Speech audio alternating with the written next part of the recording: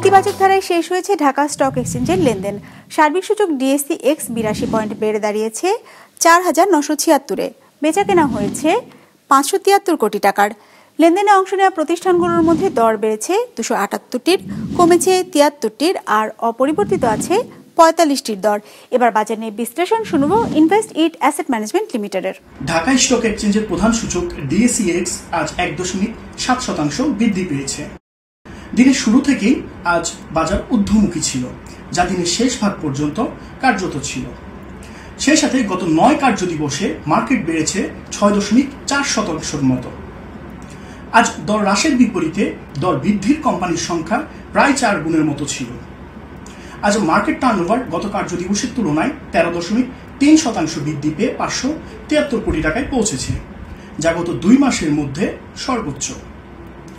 আজ টার্নওভারের দিক থেকে ব্যাংকিং সেক্টর শীর্ষস্থানে ছিল, এরপরেই ছিল Pharma sector and textile sector.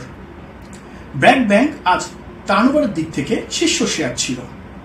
আজ সর্বোচ্চ 10% দর বৃদ্ধি পেয়েছে রূপালী ব্যাংক, যেখানে সর্বোচ্চ দর হ্রাস পেয়েছে রেমিক্সা।